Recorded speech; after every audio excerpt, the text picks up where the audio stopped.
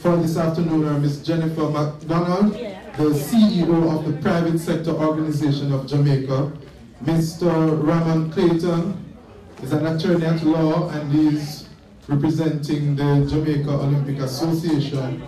And Mrs. Jennifer Spencer-Vera, the Education and Special Needs Programs Officer at Digicel Foundation. I apologize for our moderator, Senator Sophia Fraser-Binns. Ladies and gentlemen, may I have your undivided attention, please?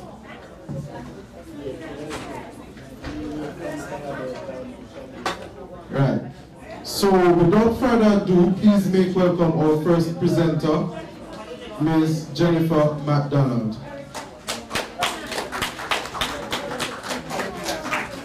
Good afternoon. Good afternoon.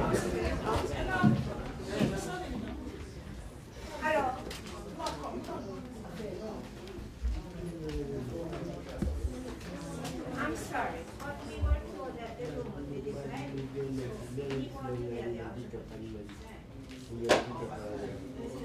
He said on his right, he was facing us.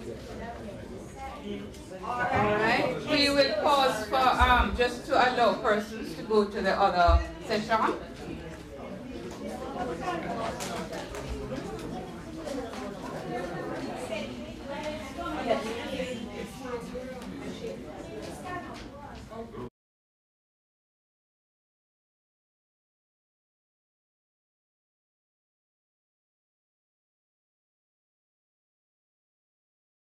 Thanks for coming, and thanks for coming back so quickly after lunch.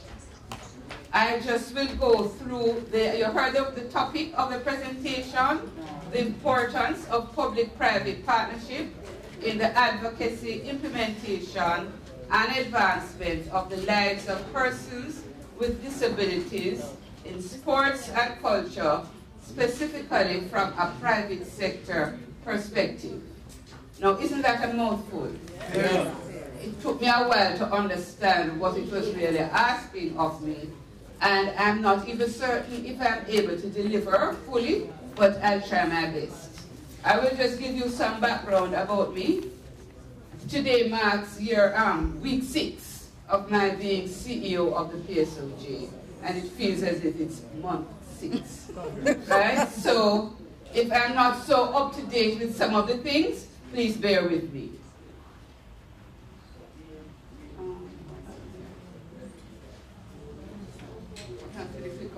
I'm just waiting on the clicker.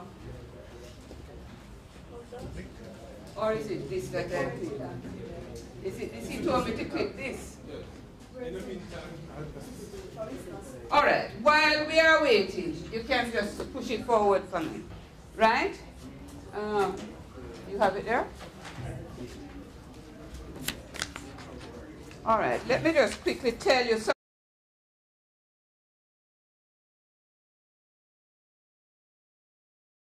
Established in 1976, and many people don't realize that it is really an advocacy group through a number of committees.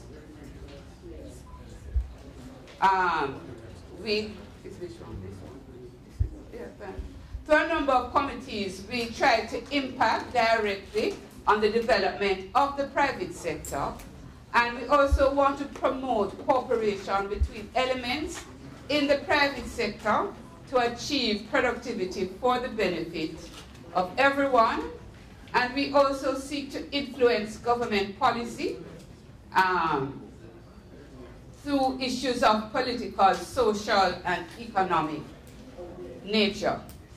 Now, our focus for 2018, through our president, Mr. Howard Mitchell, who was recently elected as president, is innovation, technology and entrepreneurship, climate change, crime and security, and you might have heard in the public domain discussion on us wanting to have a crime summit and to try to get both political parties together to bring crime, the murder rate down, among other things, to 500 per annum.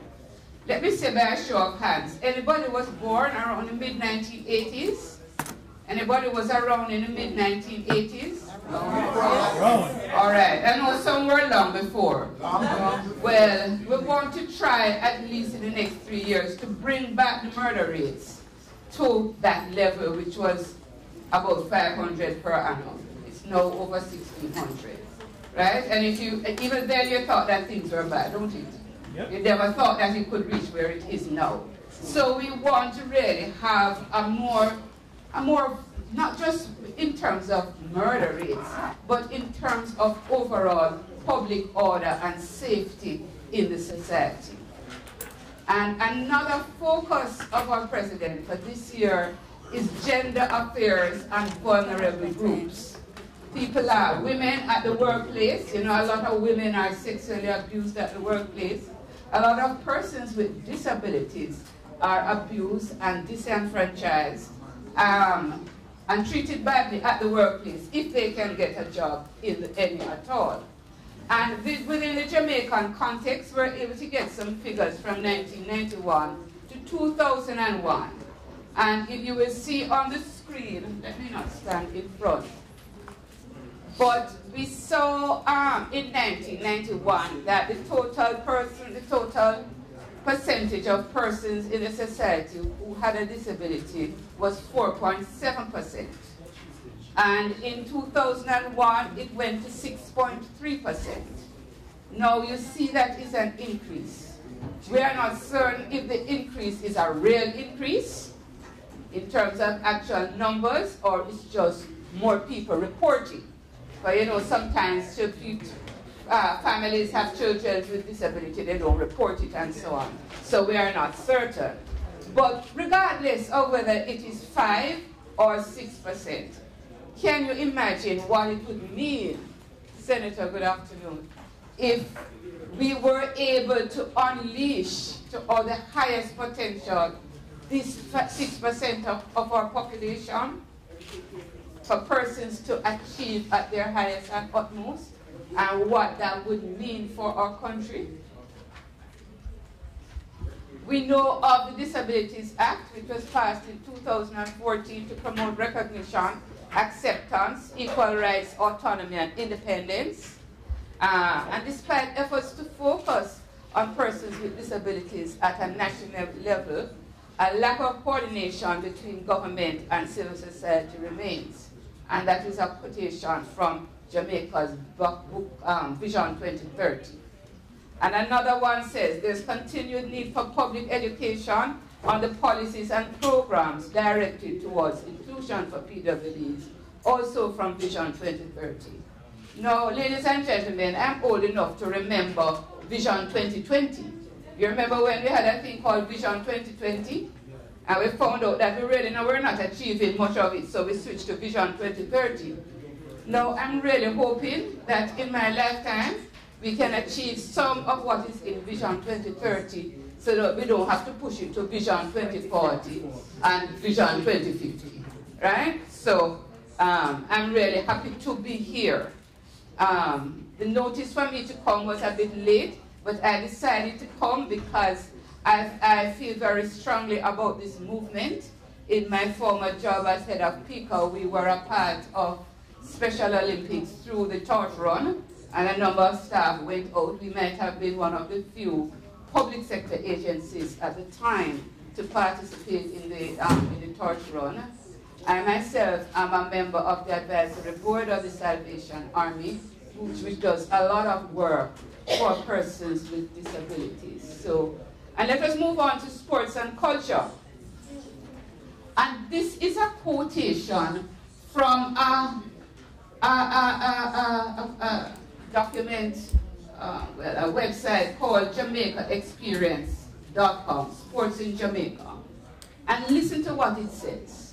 You take the embedded confidence level of the athletes and combine it with their economical circumstances, plus Jamaica's rich history, and you are looking at an island that believes that they can conquer the world.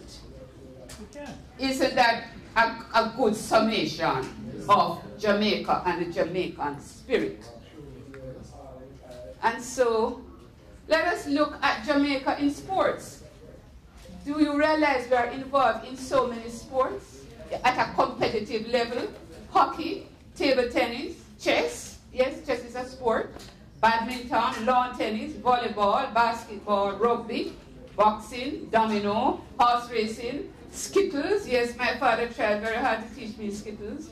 Squash, golf, swimming, water polo, go-kart racing, motorbiking, darts, sailing, baseball, shooting, bodybuilding. I tried, can you believe it? I did try that so at one stage in my life. Martial arts, I did a little of it, but after I was held up and felt I needed to learn to defend myself. Bobsled, surfing, softball, motor racing, cycling, gymnastics, polo, equestrian, bridge. Again, my father tried to teach me bridge to no avail. Pool, yacht racing, fishing, synchronized swimming. But does that list sound as if it's leaving out something? Yeah. Yes. Our athletes, athletics, right? Jamaica's world leaders, and you see their pictures there. And I just want to mention champs, because this is how people don't realize it, but through that whole voluntary movement of champs, and as well as sponsorship, because champs alone cannot exist without the volunteers, and it cannot exist without the sponsors. I don't think we realize the impact that that has had on our sporting or athletic prowess in the world. And champs now you have not just secondary school, primary school, and all sorts of things. It's almost like a movement, that athletics thing. Primary school, basic school. And let us move now to cultural activities. And I want to again recognize the Jamaica Festival movement, because just like with champs, the festival movement, I think, has been able to board and mold a lot of our persons, especially those in the performing arts, the visual and performing arts, culinary arts, entertainment, literary arts. Almost every little child from school days, they are learning to do dinky mini and maypole and recitation and singing. Those things, even though we do them and we enjoy them and we say these are things for children to be involved in, it actually develops their level of confidence in performing on the stage. And it is no coincidence that we dominate in the field of entertainment as a people, though small we are. Let us recall Fab Five Band. This is another quotation. People were fascinated because they had never seen a visually challenged person playing 3 keyboards at a time, much less sitting on a revolving stool, spinning and playing the keyboards. I didn't have anything to prove to anybody because I was in a band that was a top band, he said, and that is Sidney Thorpe, keyboard player for Fab Five. I suppose some of you know him. Even if you don't know him personally, you would have seen him, right, or heard him. Now, how has Canada done it? Canada has a policy on sports for persons for persons with disabilities, which was developed in June 2016. And it says no accidental champions, long-term athlete development for athletes with disabilities. It says, it is intended to facilitate the full and active participation of persons with a disability in sport and to contribute to social inclusion through these activities. The policy builds on the commitments made under the Canadian Sports Policy and the Physical Activity and Sports Act to foster the participation of sports in underrepresented groups. And what are the desired outcomes of this sporting policy? It says an increase in the number of persons with a disability participating in not just competitive but recreational sport. An increase in the number of coaches and volunteers supporting sport for persons with a disability. An increase in the number of appropriate domestic competitive structures and opportunities for athletes with a disability. an increase in the number of sport participation, development projects and bilateral agreements with provincial stroke territorial governments concerning persons with a disability. So that's what the Canadians have done, and that was from 2006. So do we need a policy involving public-private sectors, both public sector, private sector, and NGOs? What do you think? Yes. Yes. So we need to develop a national framework for inclusive physical activity, sports leadership, inclusive strategies for increasing participation and quality experiences, continuous training and education at all levels, multi-sectoral and stakeholder approach to sports and cultural event experiences for persons with disabilities. We need to have access, increase access to basic social services, increase the level of education with for people with disabilities, improve health, fitness, and nutrition, facilitate professional integration through development of income-generating activities. And on the other side, promote participation of persons with disabilities in community life, identifying partners who understand business and talent needs, and educate and inform the wider society about disability. And when I was reading and preparing for this exercise, I was reading the annual report of Special Olympics 2016, and they have identified a number of companies who are long-term, long-term, many of them for like 3 decades of sponsorship with Special Olympics, right? So you know the torch run, which we have in Jamaica here, which is for persons with persons from law enforcement. Wouldn't it be nice to have a similar thing, not just for law enforcement, but for other persons in the society? Could have, you may not call it a torch run, you call it something else, but perhaps persons in the private sector could do something similar to the torch run. Please, remember I said this is week 6 for me in the job. Ladies and gentlemen, may I indulge and crave your attention a little bit more, please? Thank you so very much. Then there is Coca-Cola, who is a 3-decade-old sponsor. Bank of America, ESPN. This other one, I don't know it. Golisano, I don't know that one. The Lions Club. We know of the Lions Club and the work they do with the white kid in Jamaica. Mattel, which is the maker of the Barbie doll. And this new one, Microsoft. Microsoft has given a lot of services to the Special Olympics movement in terms of software and so on. So I'm just sharing that this is what a number of companies have done overseas in terms of long-term commitments to Special Olympics. What are some of our local experiences? We know of Scotiabank giving, they are the main giver to the kettle movement, to the kettle at Christmas for Salvation Army.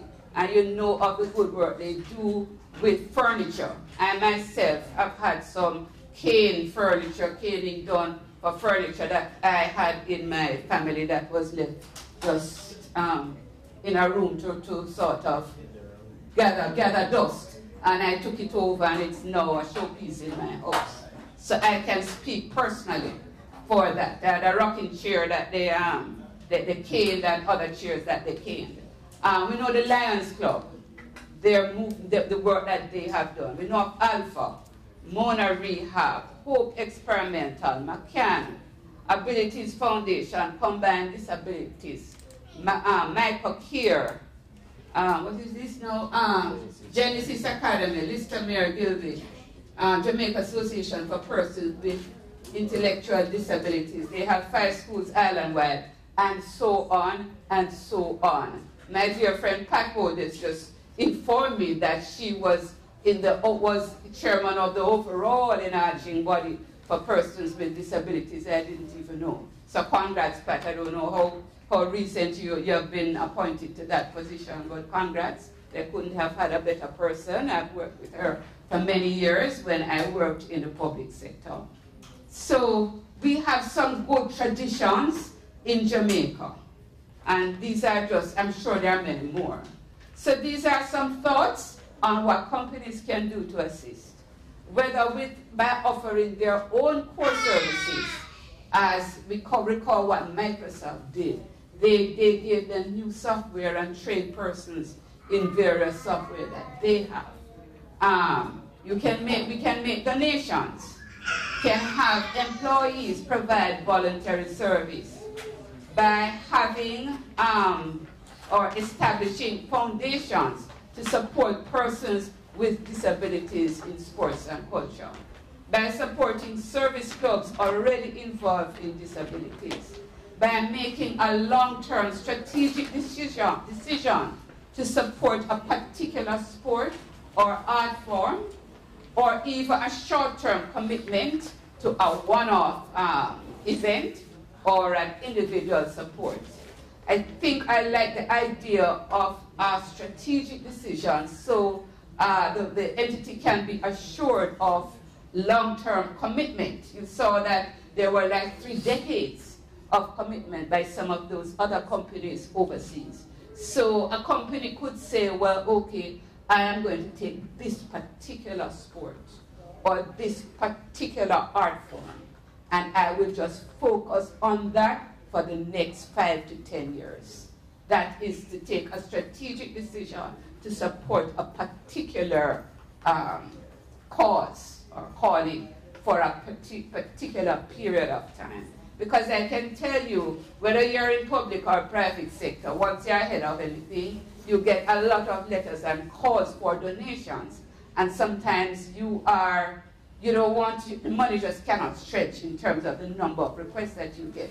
And if you could say, okay, my company will focus on this thing, another company focus on another thing, so the money can have a better impact. And it doesn't have to be money, it can be services. I can say, okay, I am producing X, like I am a part of my school foundation, and you have girls or companies will say, okay, for the next 3 years, we will contribute the toiletries. For like if you have 30 students who are in need of help, and the school knows that there is that. So, and then now in terms of receiving donations, the entities should ensure that there is some facility. And when I say facility, I'm not talking a physical space. I'm talking some entity to receive the funding and the gifts. Be it an NGO or a company which is perhaps registered as a friendly society, so that it encourages persons to make donations because they can get the tax write-off. Right, Mr. Attorney? Right. So I think these are just some thoughts that I have, or that we have, in terms of how private sector can participate along with public sector in terms of a policy and so on. So those are really, I think that's it. Those are really, yes, my thoughts. So thank you very much. Thank you very much. Thank you so much, Ms. McLeod. Good afternoon, ladies and gentlemen. I am your rapporteur. I'm Sophia Fraser-Beans, and let me apologize for my lateness. I was at another event, and I tried my best to be here in time, so let me apologize for that. We have heard Ms. McLeod, and I'm going to ask Ms. McDonald, and I'm going to ask that we just write down our questions, or we recall them to memory, and as soon as our third presenter is finished, then we will take the questions. So without further ado... Hold on, before you go, I have a 3 o'clock engagement at my office, so I won't be able to take the questions. So okay. I'm going to, if you could send them to me after, but I really am. You have to go before. Yes, I have to leave. Before Ms. McDonald goes, is there anyone with any burning, really burning questions that you want to ask her? Yes, I see a question over here. Patricia Holden. I just wondered if your research identified a group similar to the JCPD in other jurisdictions? My research did not go so far, I must say, but I could, we could research, but it really didn't go so far because I was really looking. Can you all hear me? Yes. Or I need to, or you need a mic. I think I was looking at it from the perspective of the private sector. So my research didn't go too much into the organizational construct within the public sector domain. The whole idea is that the Jamaica Council for Persons with Disability, JCPD, we are in the midst of implementing the code of practice, the act, and linking with private and public sector and Jamaica in general. So I just wondered if you had any experience or stories from somewhere else. No. But thanks for your presentation. Actually, it was quite. Thank you. Not in the 6 weeks, but. Okay, I see another hand here, Ms. McDonald. We're going to ask you to indulge us a few more minutes before you go. We have a question right here. Good afternoon. My question. Can you all hear? Yeah, man. I just wanted to know if, like the sporting entities, and I assume that some of our popular entities, for example, some of the track clubs, etc. I am assuming that some of them are private, right? And like some of the entertainment, do any of those come under the PSOG? To be honest with you, I have to answer you honestly and say I will have to check. I do not know. I know we have over 200 members. I wouldn't want to hazard a guess without actually checking. But it's a good point, and I can research it. Okay, because from here I would take the question a little further to ask about possible collaboration with the different, because since we're talking about sports and culture, yes, the different entities, yes, that through which the persons with disabilities engage in these areas. Well, let me tell you, sir, you have given me such a wonderful idea. Because if they are not members, I could very well invite them to be members and to seek their support for assistance in this area. So thank you very much for that.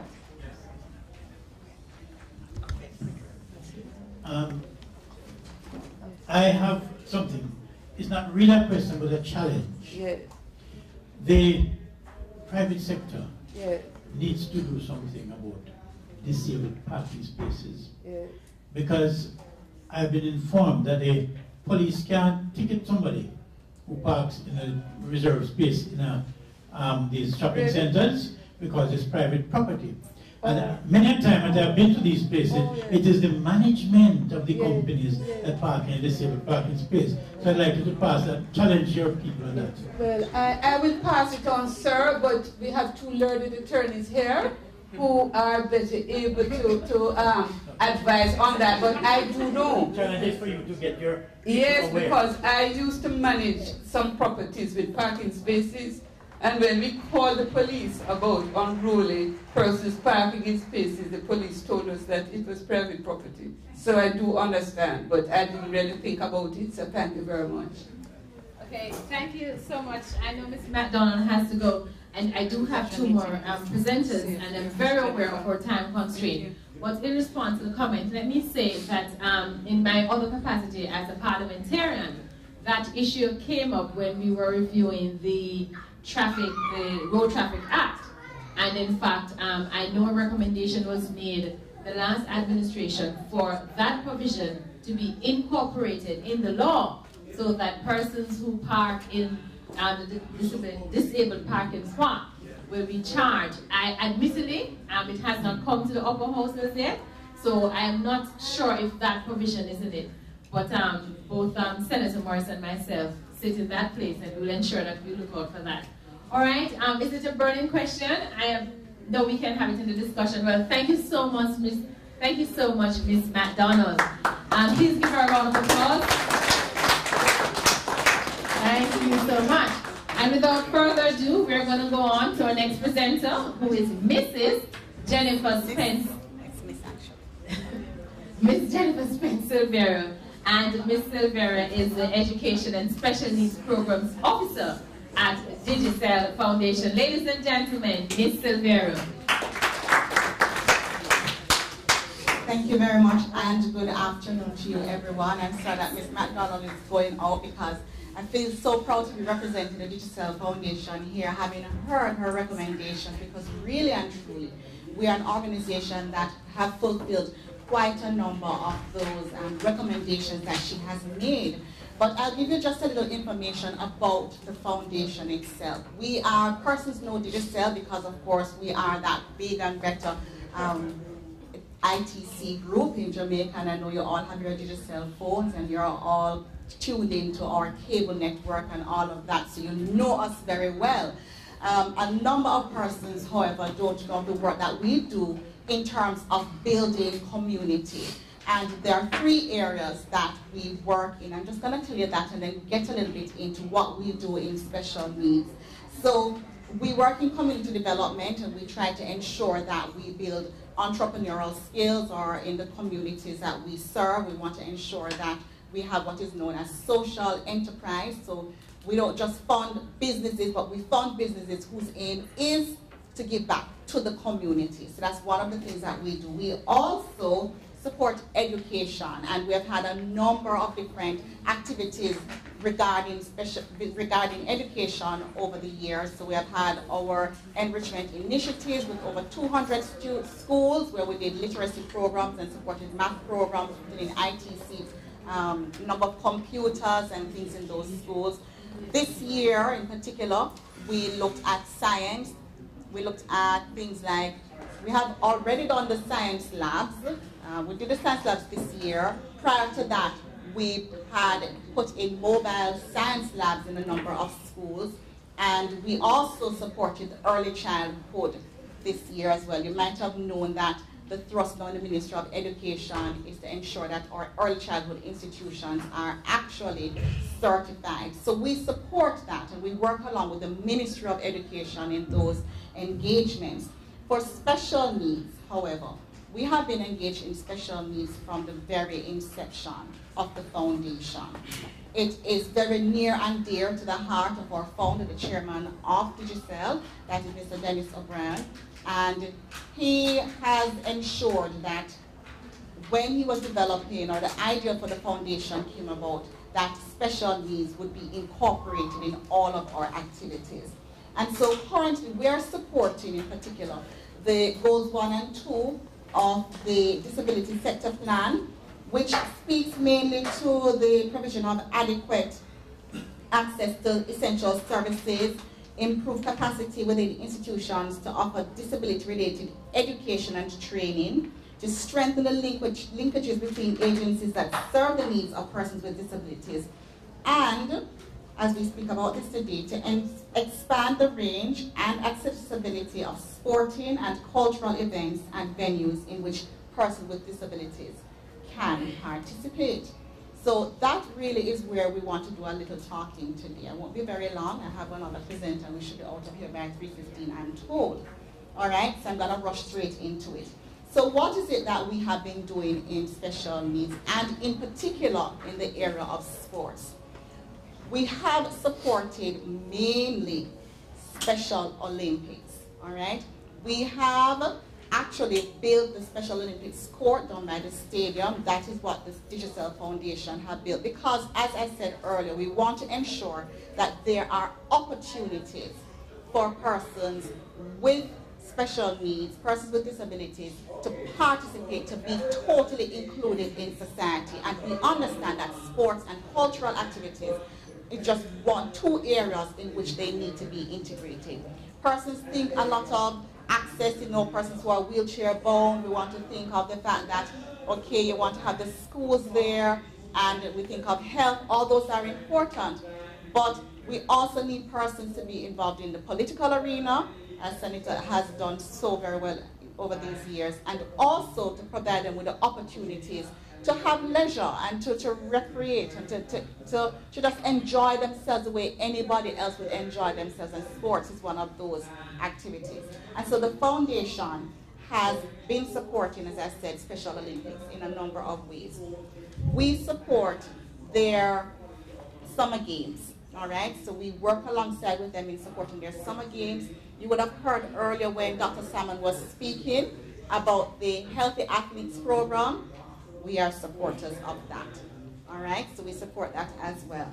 And not only do we support in terms of providing money to these activities, but we also include Digicel staff, not just foundation, but staff members are encouraged to participate in any activity in which we provide sponsorship to. So you will see our athletes on site when there is Special Olympics. You will see our athletes, our staff members, on site there. You'll see our staff members. When you spoke about Breads in St. Elizabeth, they were there as volunteers as well. You see our staff members anywhere there's an activity where there is Special Olympics taking place. We are going to be there. We are going to be supporting them because we have made a long-term investment in this. We have not come up over a year or 2 years. The investment in Special Olympics is long-term. We are dedicated to Special Olympics. So when Ms. McDonald spoke about, for example, she said she made a recommendation that you should have long-term sponsorship. You are looking at long-term sponsorship with the Digicel Foundation. You are looking at commitment with the Digicel Foundation. And this is just one of the ways that we say to persons with disabilities, yes, we are supporting you, we do value you, and we want to ensure that all persons are involved in nation building and not just one set of persons and not the other. So that's some of the work that we do in the Digicel Foundation. We also, I want to say, as we speak about sponsorship, many persons would have known about our 5K. That's one of our main fundraisers. We raise funds for persons with disabilities. And this year we gave to 5 sponsors, 5 different institutions. We gave to Jamaica Association with Intellectual Disabilities. We gave to Early Stimulation Program. We gave to Jamaica Down Syndrome, Mustard Seed Communities, and Jamaica Association for Intellectual Disabilities. Thank you. So we have supported that. We have supported other institutions as well. JAD did not receive funding from us this year, but they have received funding from us over a number of years, and other places as well. And what we like about the 5K is that it's not just an opportunity for us to engage other corporate citizens in support of persons with disabilities and to raise awareness of disabilities, but it also provides an opportunity for persons with disabilities to participate. All right? So we did the court, yes, that's fine. But we also have an event where persons with disabilities can come out, they can participate, they can enjoy themselves, they can feel included as Jamaicans. So these are some of the things that the Digicel Foundation have been doing and partnering alongside, as we said, whether it is going to be the Ministry of Labour and Social Security, the Ministry of Education, whoever it is, both public and private sector organizations, we partner with to ensure that, yes, the needs of persons with disabilities are catered to. Thank you very much. Thank you so much, Ms. Spence Silvera, for that very informative presentation. I am going to allow our third presenter to speak, after which I'll take questions for both presenters, and we can then look at some recommendations and best practices going forward. So without further ado, let me hand over to Learned Counsel Ramon Clayton. Please, Mr. Clayton. You can give me a round of applause. I appreciate it. Thank you for your time, ladies and gentlemen. As was stated, my name is Ramon Clayton. I believe I have 10 minutes to do a 15-minute presentation. You have 8 minutes. 8 minutes. There you go. Real quickly though, I would want to just give a shout out to Bruce. When I had just joined UWI and I was in first year on Chancellor Hall, we had to do volunteer program by the Lions Club.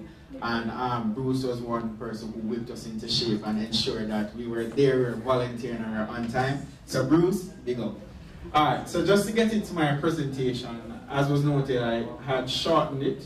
It's public and private partnerships through sports in the advancement of lives of persons with disabilities. So, just by way of definition, as lawyers we like to define. So it states, public-private partnerships are contractual relationships and/or arrangements between government and private sector investors. These relationships bring about varying degrees of risk-sharing and responsibility for capital investments. The current status of PPPs, public-private partnerships in Jamaica. Now, the government of Jamaica, through the Development Bank of Jamaica, has identified PPPs as a means of stimulating economic growth in the Jamaican economy. It is the considered opinion of many that sports can be a significant contributor to the economic growth of Jamaica and that PPPs can play an instrumental role. However, the infrastructure has to be in place and there has to be a coordinated national plan and strategy if it is to be achieved. Now, the current projects that are being undergone by the DBJ is in relation to the Jamaica Railway Corporation, the Normandy Airport, the solar energy and efficiency in schools. I have seen nothing in relation to the development in sports. But however, Jamaica's PPPs have brought about a meteoric rise in the nation's fortunes. The latest PPP program index has seen Jamaica advance into 4th place in Latin America and the Caribbean. It then naturally follows that PPPs will be utilized even more efficiently to fund Jamaica's development. And as we see here, one of the partners, Digicel, is a long-term investor in Jamaica's economy. I have a quote here from the Minister without Portfolio, Mr. Darrell Vaz, in the Ministry of Economic Growth and Job Creation. He said this: public-private partnerships are critical in how we go about investing in the country. All across the world, this is how it's been done. Jamaica is no different. The fact that we have to grow economically to create jobs is clearly nothing new. Therefore, the public-private partnership is going to be accelerated. But why should this be any different in relation to sports? The United Nations Division for Social Policy and Development for Disability has stated that sports can assist in the reduction of the stigma and discrimination associated with disability because it can transform community attitudes about persons with disabilities by highlighting their skills and reducing the tendency to see the disability instead of the person. And I can subscribe to this during my experience volunteering at the Lions Club. I'm not sure if, and I'm going to go back to Bruce, I'm sorry I'm picking on you today, but whenever if I'm driving through Halfway Tree or if I'm walking on campus, I always see Bruce going about by himself, and Bruce is visually impaired. But you could not tell if he didn't have the stick. He moves at such speed and alacrity, it's very impressive. And by being around them and by volunteering at the Lions Club, I am able to appreciate from my own perspective that they're all just like us. We're all those same people. And by being around differently abled people, we can appreciate that the skills that they have and the skills that we have are quite similar. And as Dr. Salmon said earlier this afternoon, it's a way and means to have fun through the interaction. But let me continue to say that through sports, persons with disabilities interact with persons with disabilities in a positive context, forcing them to reshape assumptions about what persons with disabilities can and cannot do. Therefore, by establishing bonds with the disabled communities and PPPs, it will serve to facilitate a level of subsidy that will bring about advancements in the lives of disabled persons in areas such as healthcare, education, and financial gains. I want you to consider the following.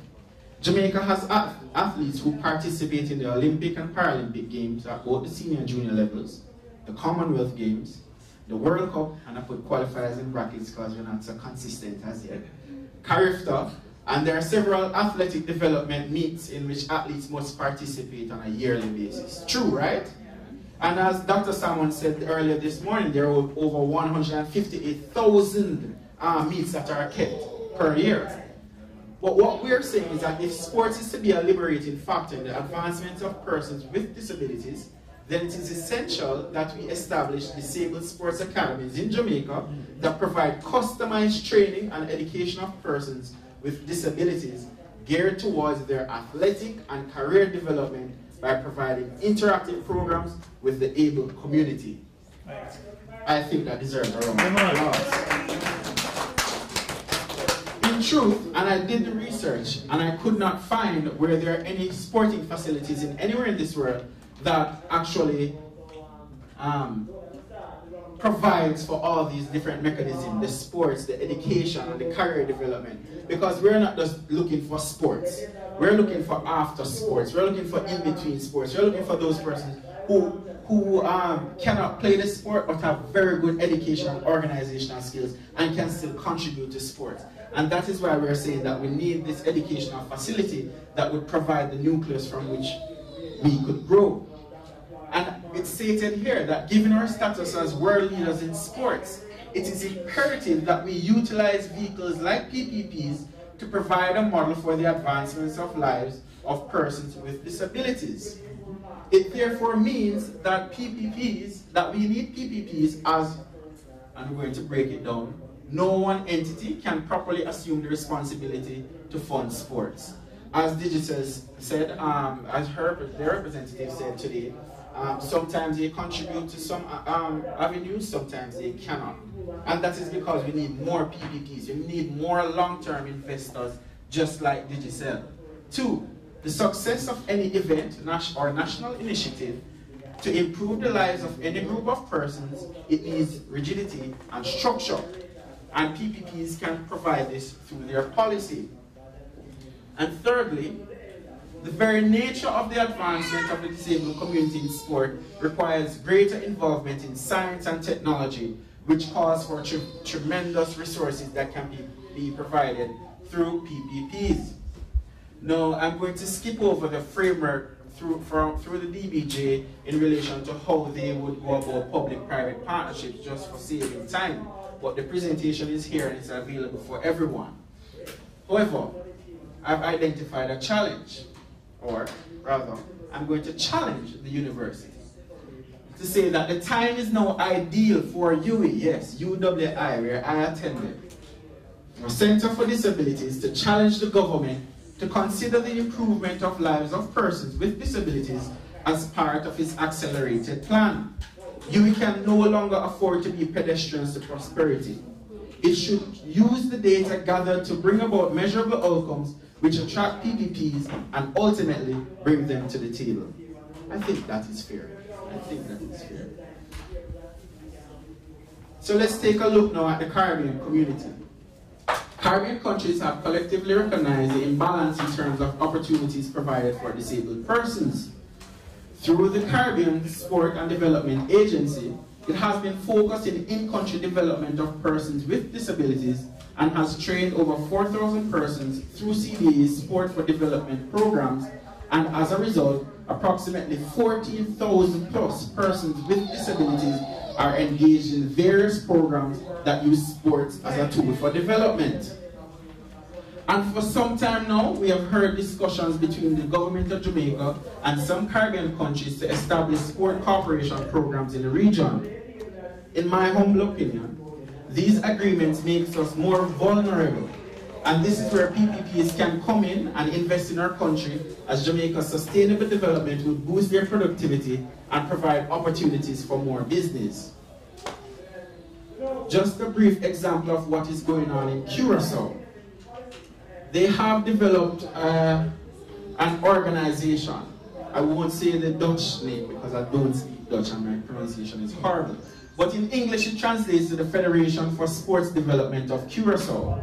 And it is aimed at assisting persons in the better management of funds related to sports development on the island.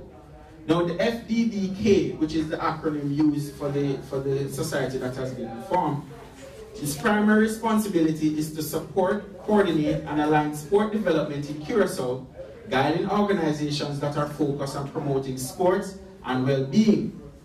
And PPPs in Curacao have found more innovative way of investing in sport development.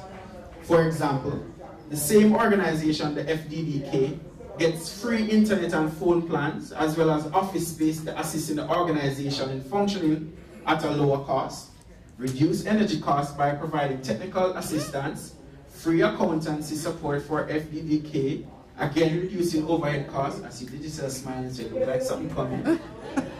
And luckily, we have big on the steps. We have, as a nation, made strides, and it is because of persons like Senator Morris, because of persons like our moderator this afternoon. We have a Modern Disabilities Act. So, my recommendations, how am I doing with time? You've passed, but 2 minutes. 2 minutes, very well.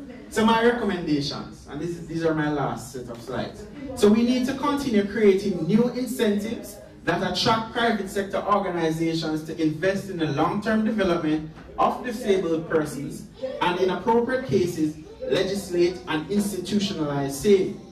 2, as the needs of society continue to develop, so too must we develop in our way of thinking in how we view supporting sports, especially in relation to disabled persons. The government needs to go beyond legislation and encourage, if not compel, the formation and operationalization of PPPs. 3rd, research hubs like UWI, calling UWI's name again, need to move from research to activation. UWI's research produces empirical data that can allow for measurable outcomes for the members of the disabled communities and PPPs. We must now apply that data in a practical way. 4thly, UWI needs to do more to facilitate and create avenues for luring private companies to the table and devising and executing plans for the sustainable development of the disabled persons in all sectors. In closing, ladies and gentlemen, I want to share with you a quote from Nelson Mandela. He says that sports has the power to change the world. I'm sure we all agree, yes? Yes. Mandela has given us the power of thought. We need now to give power to action and empower our brothers and sisters who are remarkably able despite their disabilities. Ladies and gentlemen, thank you for your time. So much, Mr. Raman Clayton.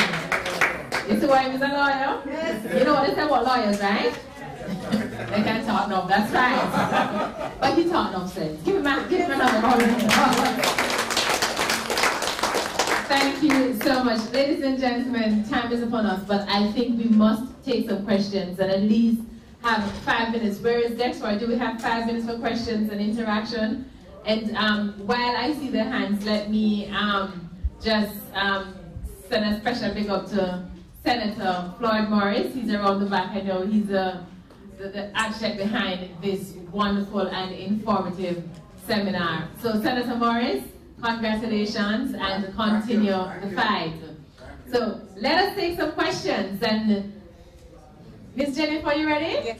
Mr. Clay, you always in there, so let me take some questions now, okay? So what I'm going to do, I'm going to take 3 questions. You can tell me who you want to answer, and then we will have the answers, and then we'll take another set of 3, all right? So let's go. Okay, this question is to the legislative representative.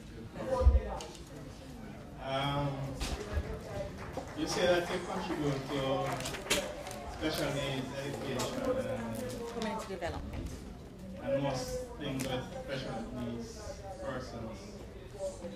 I believe that most of these are in Kingston.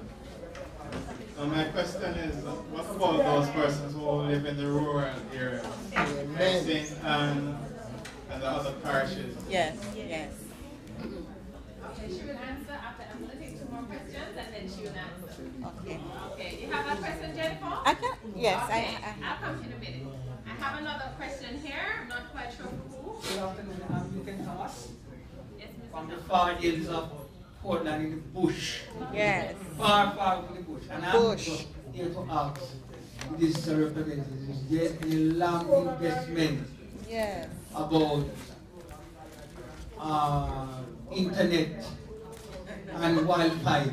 Because there are lots of tourists that pass through that place and all kinds of things going on, and everybody's always just coming making promises year by year come. If it's one for digital, we could not really stay there and make a phone call. So I'm saying to digital representatives that I would like you to take it seriously and good. There are lots of entertainment, school work centers and nothing cannot going on because there's no internet in the place. People have to leave from up here, pay enough money to go to Buck Bay and to pay at the library just to get some work done for the school and what we're doing. So we'd like you to do some investment in this community. God bless you. Thank you. So did you say you have your work cut out for you? The residents in the hills of Portland, West Portland are asking what are the plans for internet connectivity? Any more questions on this side? And Claremont in St. Anne? Claremont in St. Anne wanted to do the same. Do we have any more questions here? Yes. Over here, please come. Good afternoon. I must say kudos to yourself for the License Center of Excellence in St. Thomas. I visited there, really liked it, and the fact that students with intellectual disability is having a chance for special education in St. Thomas, and hopefully you can extend to the other parishes. I only caught a bit of the lawyer's presentation over there. I recently interacted with some individuals, physically disabled individuals, and we were speaking about in the instance that they need like a grant from the Jamaica Council for Persons with Disabilities as to do like vending or what other business venture. So I was saying to them that they would need a license. And here in Kingston you have to go to KCAC. I'm not too sure, but I was told that KCAC does not have a ramp. And even the library downtown. So is there any form of, I don't know, sanctions put in place for like these government organizations or businesses in corporate Jamaica that does not have a ramp? I will let you answer in a minute. I'm told that I literally have 5 minutes, so any more questions on this side? One more? Who's that? Bruce? It's a quick one now, Bruce. I don't think I should be asking it here now, but Digital as a fund of Special Olympics. I don't like a fund Paralympics also because there's a difference. I want to note that the visually impaired population is underrepresented in the Special Olympics and the Paralympics movement and in the context of public-private partnership. I am wondering because on our part as the population of persons who are visually impaired, maybe part of it is our fault, right? But as a sponsor and as a main player in the public-private partnership that we are now discussing, is there a way that all the parties could be brought to the board to ensure that persons with visual impairment can be more involved? That's what particularly for digital. Thank you so much. And this has to be the last one on this side because I have some hands on the other side. So this has to be the last one on this side. Then I'm going to have our presenters. Oh, you want to respond? All right. I'm from Paralympics, so I really okay, so let me have Miss Digicel respond. Jennifer will respond, and then Mr. Clayton, and then we have someone in the audience from Paralympics who can give us some insight. All right, thank you very much for those questions. I'm going to start with the one that I cannot deal with or address at this moment, and that is about your internet access. And really, the Digital Foundation, we are not the business aspect of it, we're not the business side, but we can, of course, tell our marketing persons that this is something that they can look into, all right? But we don't provide services. With regards to the scope of work that we do at the Digital Foundation, if you have heard of places like the NAS Center in Mobay, if you have heard of Mobay Autism, Mobay Learning Center, Genesis Academy, the Michael Betancourt School, ESP in Portland, licensed as you heard before. All of those places are places that were built by the Digital Foundation under our Centers of Excellence program to the tune of $1.9 million US. That's our investment. Our investment, when we say we are committed to Jamaica, we are committed to Jamaica. We put our money where our mouth is, all right? And we are all across the island. So even in terms of the support that we give, we support not just the Special Olympics, we support Paralympics. And the truth is that our athletes are coming from all across the island. So we might not be giving persons individually that you may know or see, but we do support organizations across the island. One of our main partners is the Jamaican Council for Persons with Disabilities. And they are a national organization. JAID is a national organization. JAD, national organization. These places are national organizations and we support them, as I said before, through funding through our 5K. And finally, with regards to the support being given to persons with visual impairments in the area of sport, what I can say to you is simply this. Funders come when you lobby, right? When you lobby and you make your needs no persons do get on board in that way. And also remember as well that even as you're lobbying, that you can lobby and access funds from a number of different organizations. That's what we're talking about today. Yes, Digicel is doing a lot and we try to do a lot more, but we cannot possibly do everything. So I know that for the visual impaired, cricket is your thing. See if you can seek sponsorship for it, all right? And yes. All right, thank you so much. Let me now give Council Clayton an opportunity to respond, and then I'll take two more. Then your question is about what? Same time? Yes. I think she did. She indicated that she is from the foundation, not a commercial side, and so she is unable to give a response. Schooling center. So different things she spoke about. Okay, remind us of your question then. The special needs program. I have a son here who is not in any school and we don't know where to put him. Yes, he has been assessed. All right. You have been overseas with him. You're speaking specifically to St. Anne. Yes. You're speaking specifically to St. Anne. All right. And we know that there are needs in St. Anne. We know that we do have St. Christopher's School for the Deaf, but in terms of persons with intellectual disabilities, we know that there is a need there. Again, I can say to you that we have heard of that need.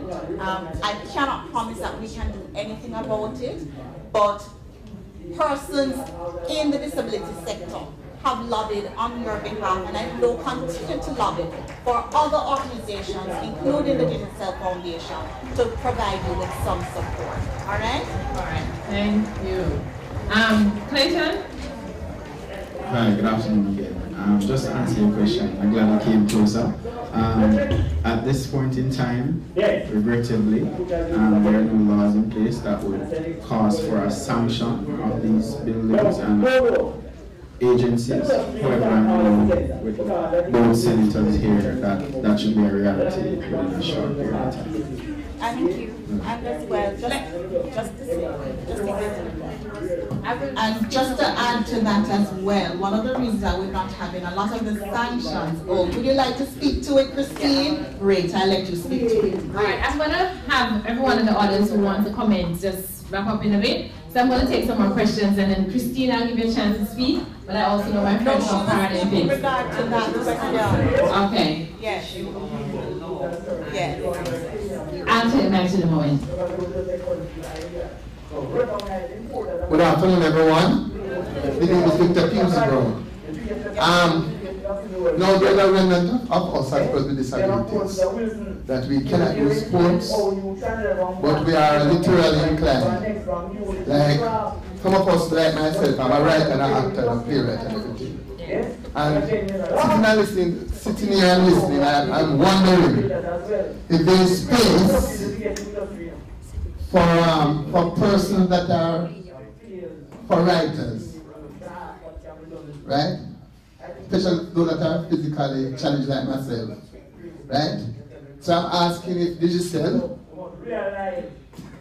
could assist us to get our works published. Okay, she will answer in a bit. I'm taking the mic down. Any questions here? Any more questions here? All right, so I will come back to Digicel. You have a long wish list, Digicel. The good thing Christmas is coming early next month. All right, so Right, Christine Hendricks, Jamaica Council for Persons with Disabilities. Just to say that there is actually a law, the Disabilities Act. It was passed in the Parliament. Yes, it is not, the appointed day has not yet been stated, but there is a law. And the law provides for, to ensure that buildings are made accessible. Additionally, the fact that Jamaica signed and ratified the Convention on the Rights of Persons with Disabilities, that's an international law that we adhere to, even without the promulgation of the Local Disabilities Act. So there is a law, and so we encourage, because it is not yet, we don't yet have the authority to charge and fine and so on. We can encourage right now, but so that our persons do not find themselves in breach when the law comes into effect, then we encourage persons, when you're making new buildings, ensure that you use the building code. Because once the building code is utilized, then it should be made accessible. For those that are older, we know that there are some challenges, but there are some that can be retrofitted. Thank you. I was waiting on the questions and to address this in my wrapping up, because Christine is quite correct. The Disabilities Act does make provision for that. And just recently we passed what we call the Building Code in the Parliament. And the Building Act, which considers the Building Code. And there is in fact provision there to make sure that all buildings are accessible to persons with disabilities. Let me also say that your own Senator Floyd Morris has in the Senate a motion whereby he is asking that as at Labor Day 2018 that there be at least one school in each constituency that is properly fitted for persons with disability. I'm Suzanne Harris from Paralympics. Just a clarification in terms of visual impairment. Paralympics is sports for persons with a physical disability and visual impairment. So Paralympics it covers both aspects. In terms of the involvement, it has been very limited at the Paralympic level, but we have been working with Merciful Salvation Army School for the Blind, and last year we actually took 2 athletes to Sao Paulo in Brazil, actually, to run. So it's not just cricket, we do running. Yes, and they also went to the Natal Games, in the Junior Games, World Games, in Switzerland, and in fact, one of them is going to the Commonwealth Games in a matter of weeks. So the participation is slowly improving. There is a lot of work to be done, and we would like to eventually certainly see much more involvement of visual impairment in Paralympic sports. Okay. Thank you so much. Well, ladies and gentlemen, I know that we're well over time, but we will agree that it has been a well-spent session. Just by way of capturing some of the discussion, we all agree that yes, there is a law that is not yet in effect, but there's a law that governs persons with disabilities.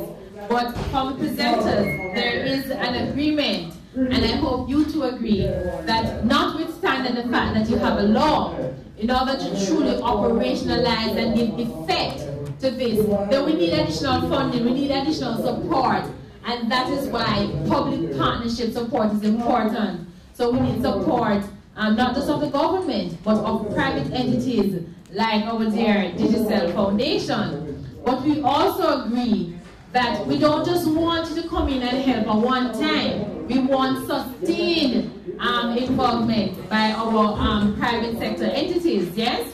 So the involvement and the contribution needs to be on a long-term basis. You don't have to sponsor everything. Perhaps what you can do is to identify 1 or 2 events or 1 or 2 persons that you can assist, and you assist them over a period of time. We also learned from the session that the Digicel Foundation has been doing fantastic work. I mean, I myself was amazed. I had no idea they did all of that. But we've learned that Digicel has been doing fantastic work. And at the same time, we know that there's a need, And after this, you're going to have a little talk with Digicel and see if we can impress upon them a little bit more, because this is not just about public-private partnership, it is also about advocacy. So when you leave the room here today, the advocacy continues, yes? So we have to follow up with the calls to Digicel Foundation to let them know that St. Anne has a need and they must try and endeavor best. As we say in St. Anne, because I'm from St. Anne too, they have to try and endeavor best to make sure they give us some assistance. And we also learned, and this is something that I want to recommend to Senator Morris and his team, and I'm so happy that Ms. Honest and Ms. Christine are here, and other leaders in the community of persons with disability, because it would be useful to have a policy, a guiding policy that sets out how it is that this public-private partnership is going to work, yes? That's very important. And so, ladies and gentlemen, I think Damien and Dexroy are upon me because we are way, way over time. But I thank you so much. I hope you have been informed as much as I have been informed. So thank you so much, and I believe the other session starts now. Panelists, I was given a little instruction, and as a good creature of instruction, right, Mr. Clayton, I'm going to carry it out, and I am going to ask 2 persons to give me a little help. Anybody can give me a little help here? I need a little help. Can I get 2 volunteers?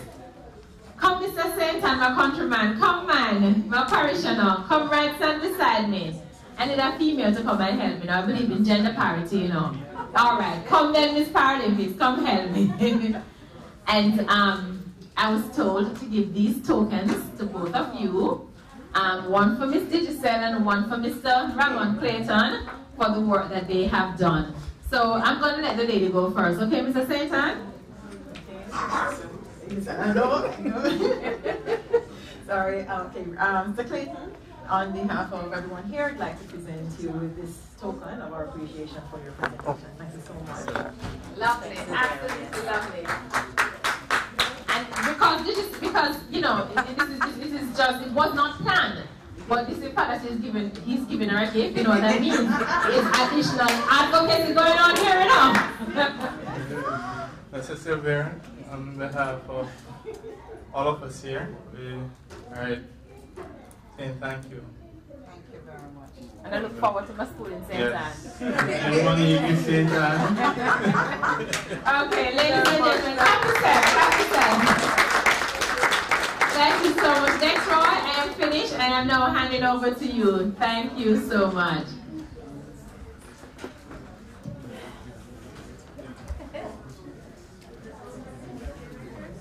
All right, thank you, Senator President. Thank you, presenters. We are going to move quickly into the next session. They're wrapping up next door. In here will be the session on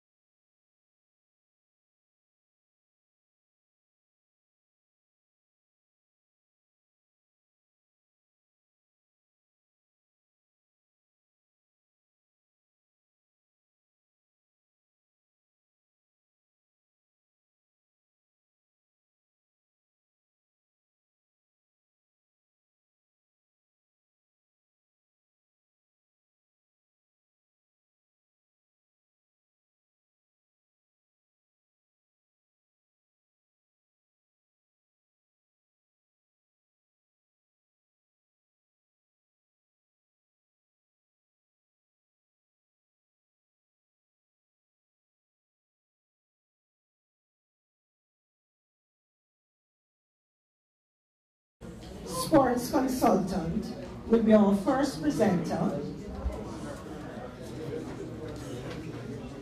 May I invite you to welcome Mr. McIntosh.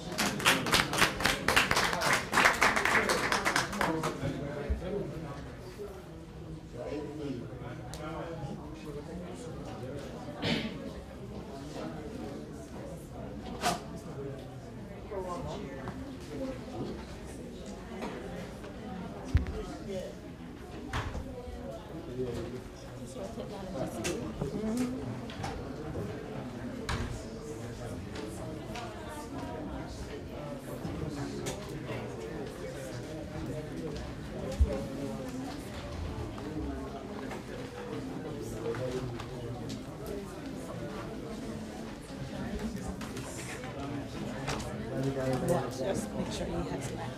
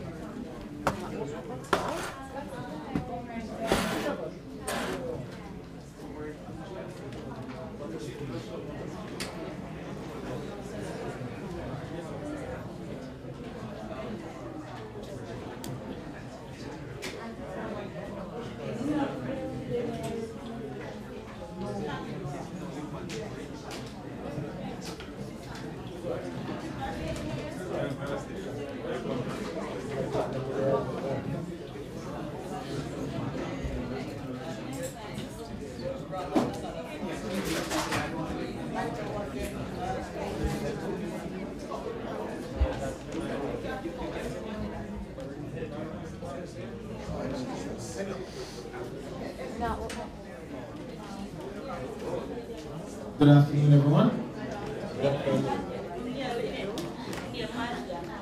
All right, so may I have some silence as we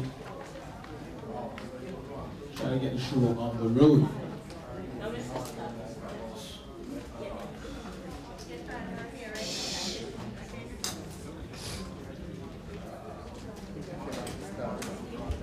All right, so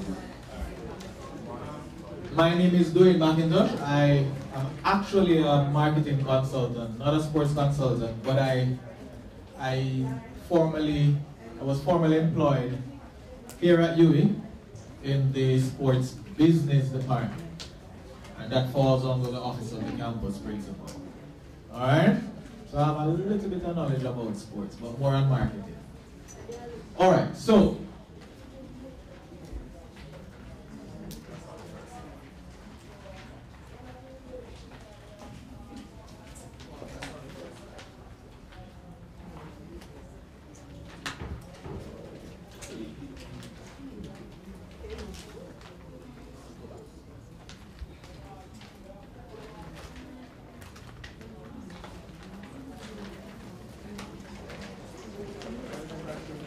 all right, so let me see the hands of those who are visually impaired.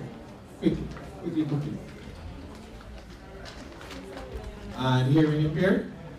Right.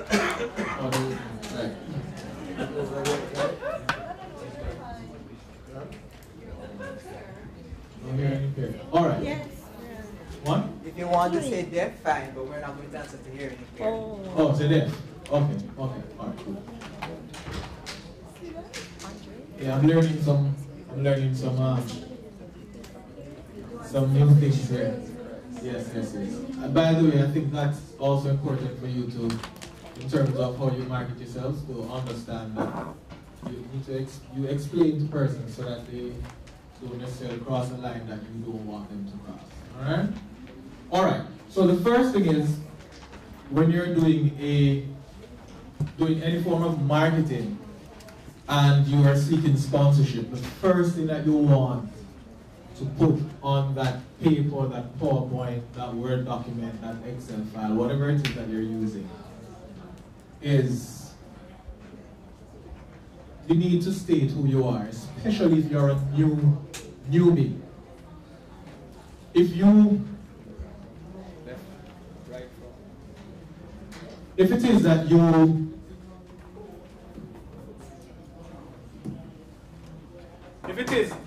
can everybody hear me? Yeah.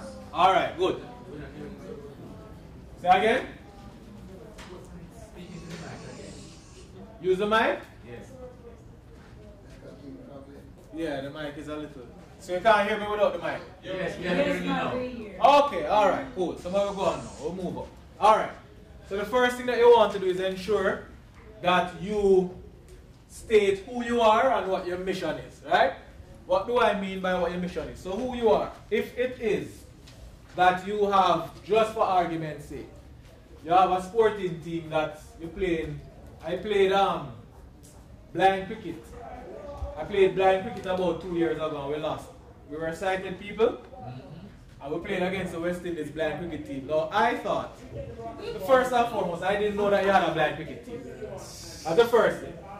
And then the second thing is, so we were all from Taylor Hall. Taylor Hall is that place where we are highly focused on bridging that gap between people with disabilities and people who don't have disabilities. So you will see Senator Floyd Morris around the back. We used to call him Ray Charles. Still call him Ray Charles. He's a butcher's man, but I'm a rooster's man still. Alright? Beside Ray Charles is beside Ray Charles is also another Taylor, right? But anyhow, what you want to do, as the blind cricket team did for us, was to state who they were and what they were about. So they were the West Indies cricket team, but their mission was really to get persons, at the time, to get persons on campus to be familiar with the blind cricket team, and two, to galvanize that kind of support for the blind cricket team. So that's where your mission, who you are, and where your mission comes in. One very good way of doing this, if you send a proposal to any marketing manager, or sponsorship manager, or brand manager, they don't have the time. I've seen it. They have 200, 300 proposals on their desks every day. They don't have the time to go and read and research who you are. So one good way to do that is also to include in your proposal a website if you have one. Right? Or you have a short blurb of who you are. Alright? Alright. I have up here 8 P's, you only need to know 4. Something in marketing, right? Can you hear me? Yes, sir. Alright, cool. The first P is product. What is the product or service? What is it that you're selling? The second one is the place. Where are you hosting it? Where is your home base? So for example, the home of the national the Jamaica national football team, Reggae Boys, is at the National Stadium. So that's home. Right? But they also have a football camp, so that's also home, where they train and all of them things. Right? So product, place. Then you want to move into pricing. So how much is it that you are asking for and how much is it that you are charging in return? And then you move on to promotion. How are you going to promote this product or service that you have? Alright? Now, in speaking to sponsors, sponsors are really interested in 3 things, apart from what is in it for me. Sponsors are interested in goodwill, they're interested in brand awareness, and they're also interested in brand reach. Goodwill is what you call corporate social responsibility. So you know, did you sell our foundation? Or Jane have a foundation? Or Cable and Wireless have a foundation? Right. Those foundations exist for goodwill purposes, or at least they should exist for those purposes. Understood? Brand awareness and brand reach. So, who is a new player in the market now? Who just come out in the market? In anything at all? Alright, so I come out with a new shoes company. And I want brand reach. Right? Or I come out with a new hearing aid. Let me use hearing aid. Come out with a new hearing aid. and I want brand reach. One good way of doing it is to sponsor an event, or a promotion, or a seminar, or a conference such as this, where there will be people who could use my product. Right? So that's brand reach. Brand awareness is really the promotion of it. So those are the feather banners that the brand will create. Those are the flyers that the brand creates. All of those things come together as value that a sponsor would look for. So if it is that you want to engage a sponsor, you have to find out first and foremost what that sponsor needs. Why? It makes no sense for you to go to a brand like Digicel. Who in here don't know Digicel? Everybody knows Digicel, right? Exactly. So when you go to Digicel and say, I am going to put your logo on my brochure, how does that help them? Everybody already knows Digicel. You understand what I'm saying? Everybody don't know Digicel. So you telling them that, boy, I'm going to put the logo on a piece of on a branded material. There's none to be gained there for Digicel. What does Digicel want? So Digicel may need goodwill, and Digicel also needs what? Sales. They want to sell what? Phone card? They want to sell a phone?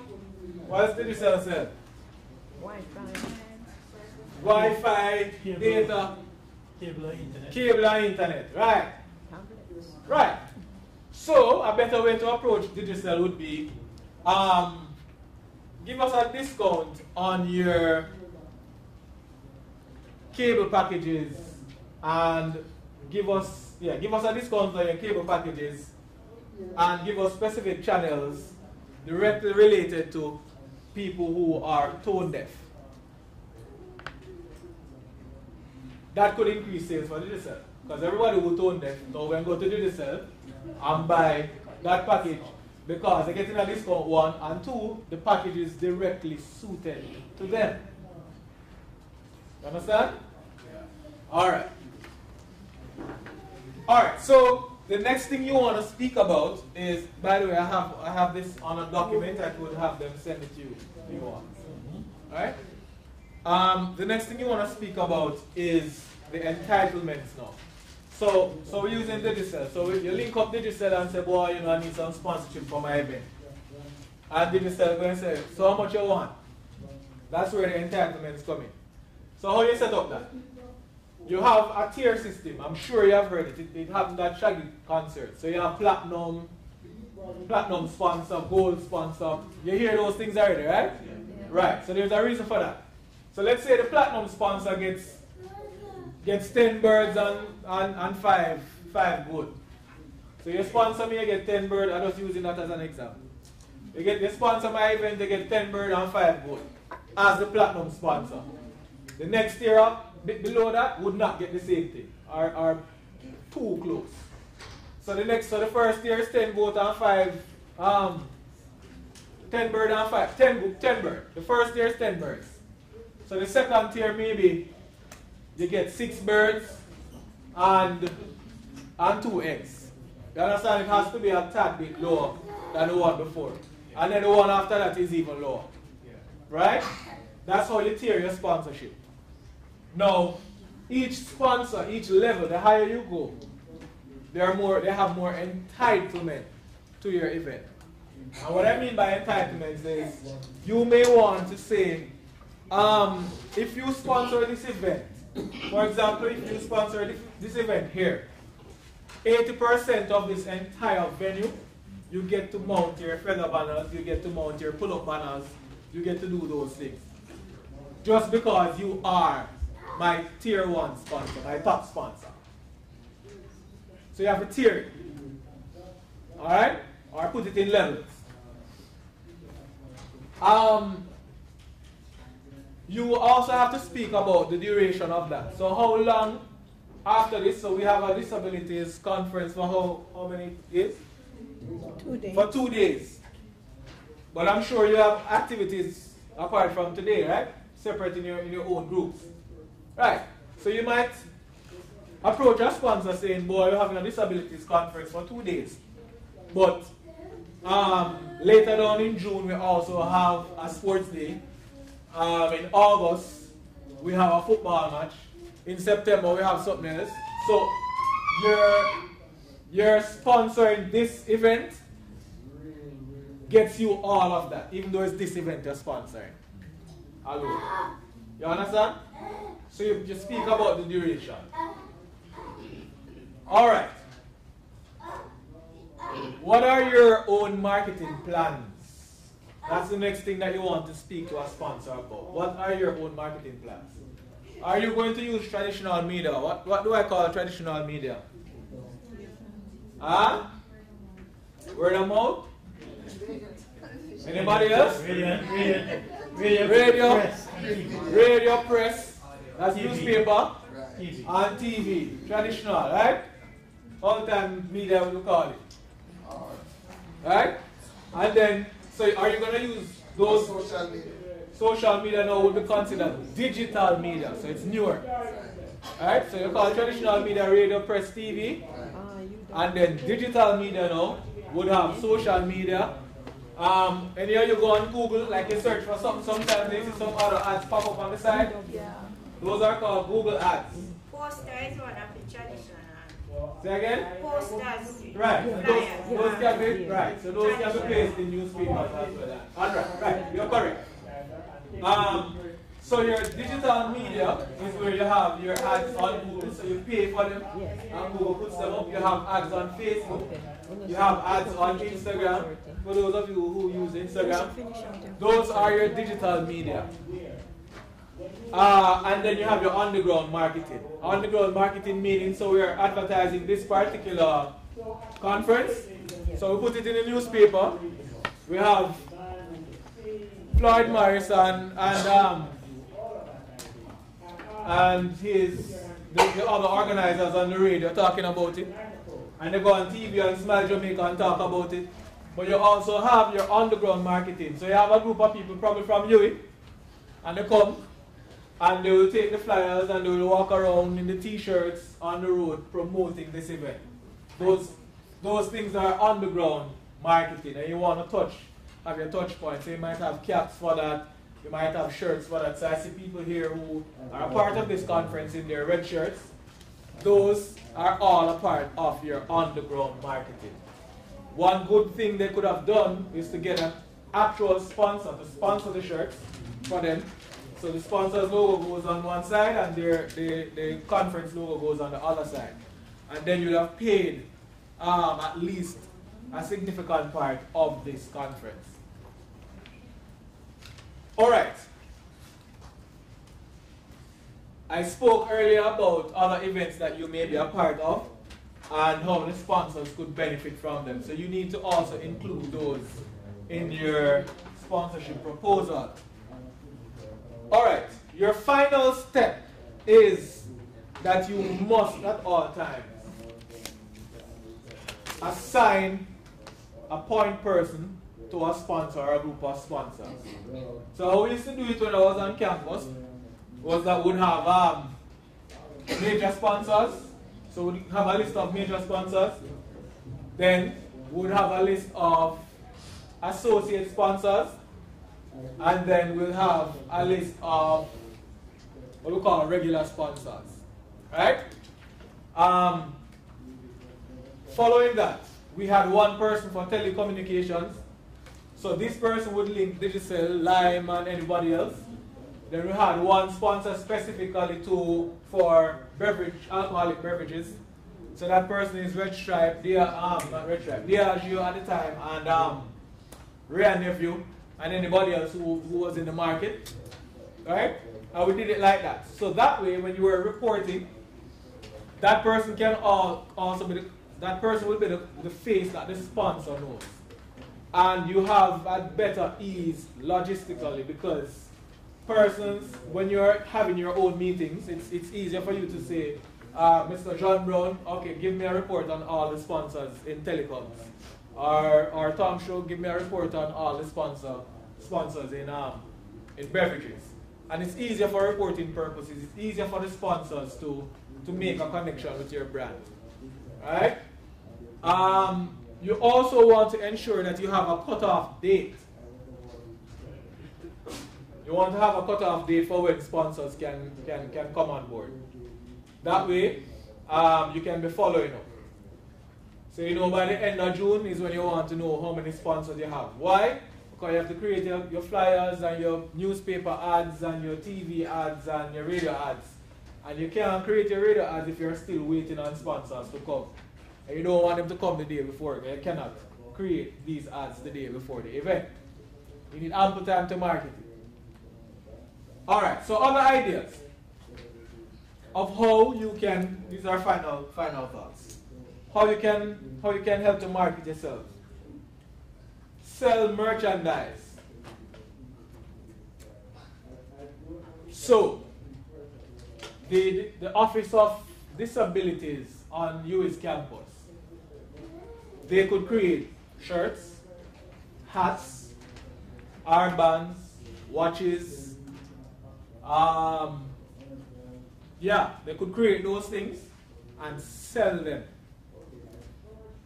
One, it promotes them because it will be their information on it, whatever it is that you decide to put on your shirts.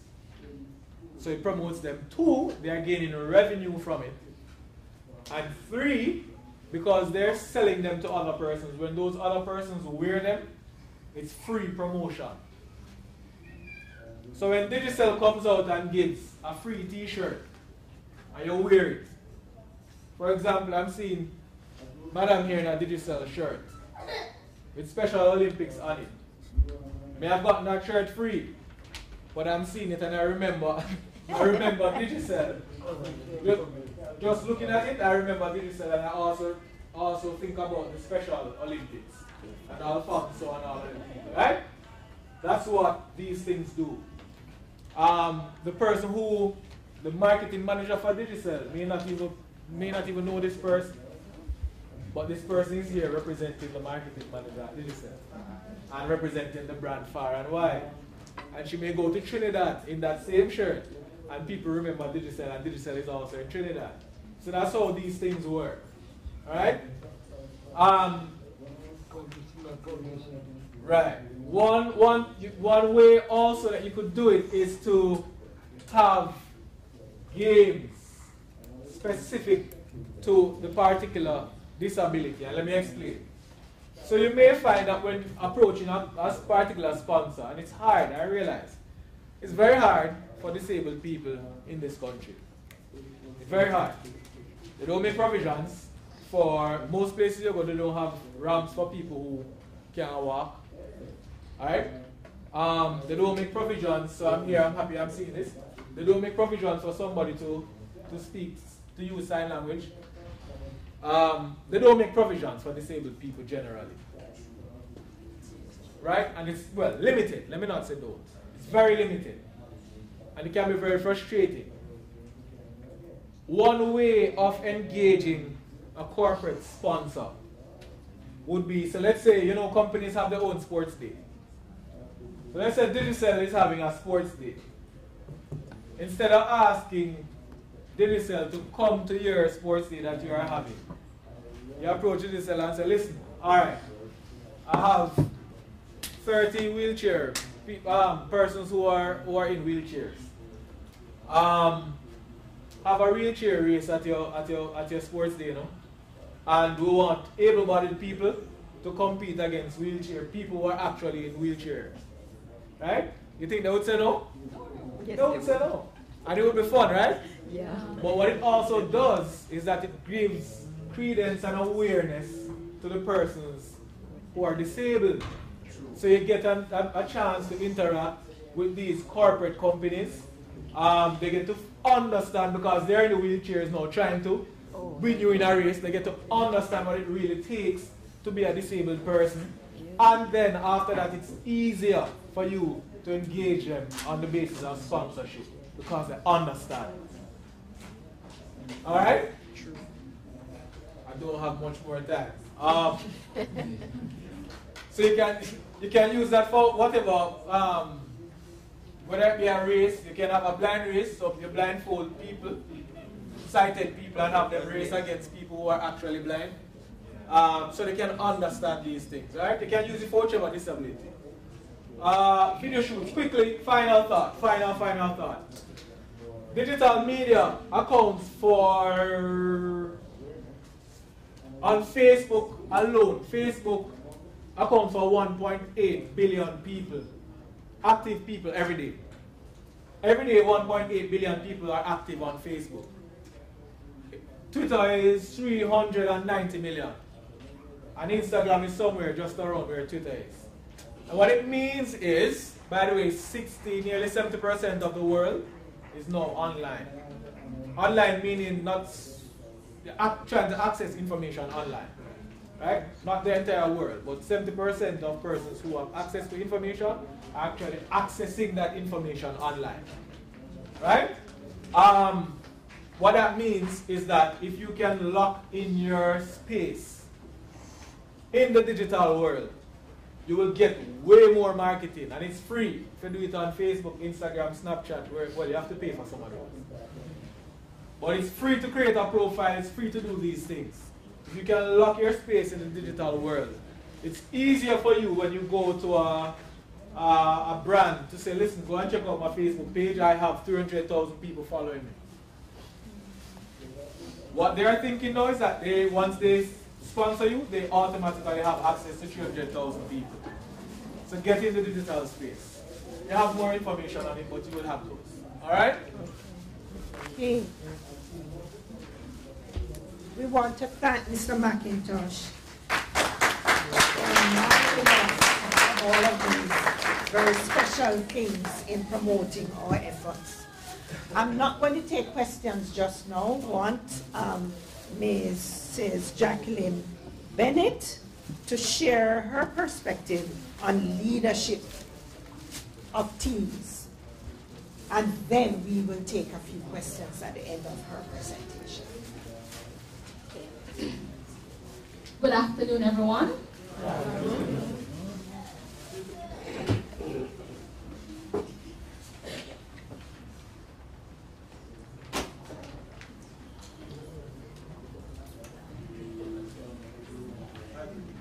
Okay, in the meantime,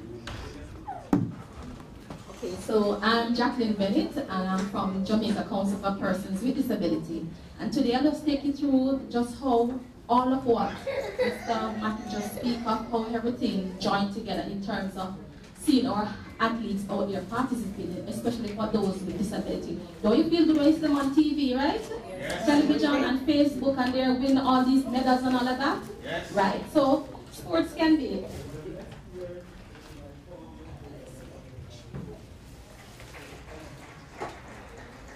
Okay, so sports, of course, is, you know, Jamaicans are noted for loving football and the excitement when they're going to the stadium, right?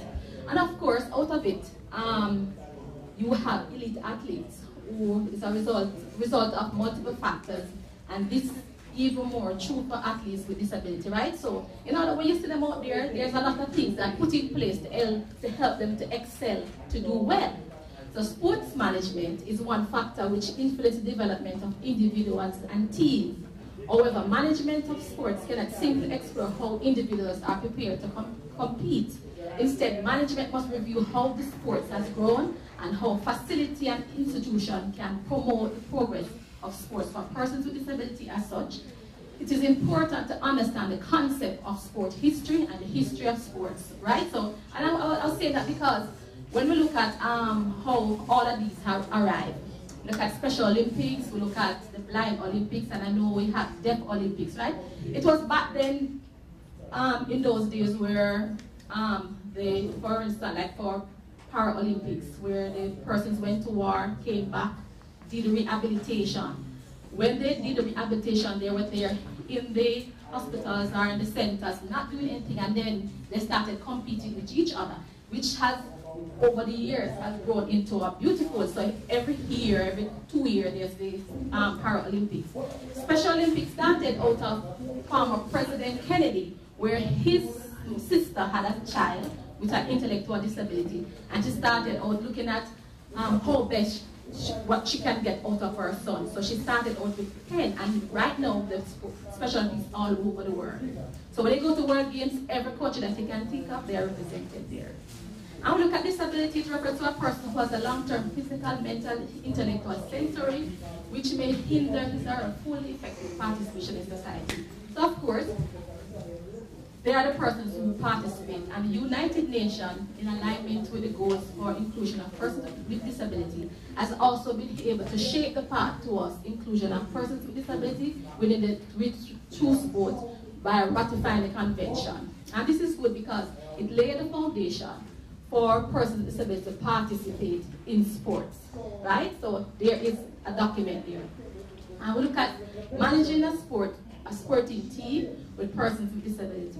Today, persons with disability have gained greater access to sports events and sporting facilities. So when you go across the world, when you go to the internet, you can see that persons with disability actually participate, and they also participate at the elite level as well. So you have, I must explain that when Jamaican Special Olympics prepare to go abroad, they go to a stadium in Florida where the Panthers, anybody know the Panthers? The elite teams, with the professional, the pro, that's where they, pardon me? And for floor hockey as well, right? They go to these pro, they call them pro, professionals, and they too got the opportunity to participate. I must share this with you. I remember 2 years ago, the team went to Korea, and they got the opportunity to meet the professionals ice skaters. So, and they came and they assist them on ice. And of course, earlier on, Dr. Andrew, someone spoke about where we practice on the concrete, and they go and practice on ice. So it is the experience for that for persons with disability it is greatly garnered. Now look at programs geared towards participation. So there are different activities, parallel activities where persons with disability participate in the same activity, but access it in their own way and participate with other similar ability. And I thought Mr. McIntosh mentioned a while ago, you're at work, you can have a race where you have persons with disability and the regular person participating. That's a good way of marketing and to make money. Look at modified integration activity where persons of mixed ability participate with some modification to the rules, equipment, or the area. And this is looking at tools where some sports now, in terms of gaining marketing, they twin with the regular persons, right? So you have ability, so you call this unified, where the person at the same level can participate in an event, right? And full integration to everyone participate with no modification or adaptation. And we look at some of the Sigma run, where person with disability participate. They don't need no modification to the wheelchair, whatever, they can participate as well, right? And if so, I want to look at now, this is where I want to first to understand effective managing. So look at administration. Administration ensure that all athletes are taken care of. So whether you're going to be in the blind sport, deaf sport, sports that get into us, persons with a physical disability, you have to ensure that everybody is taken care of. Look at budgeting, what it costs for a team to prepare to participate, whether it's regionally, nationally, international. A budget, you must have a budget to accommodate the different sports. Whether it's every 2 year, 3 year, you must have a plan, you must have a budget. And that's what Mr. McIntosh mentioned. It so happened that he did a presentation before that. Is that you have to market how you're going to get that money to send a team to Trinidad or to Dubai or wherever, right? And medical health is very important as well. No, you have to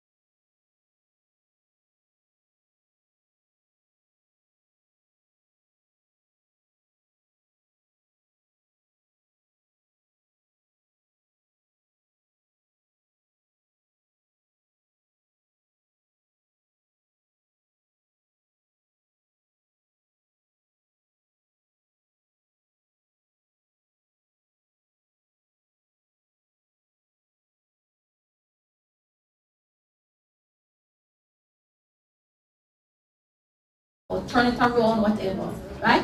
Community support. Do you guys remember when Shelly had won our race? The community was there. What they were doing?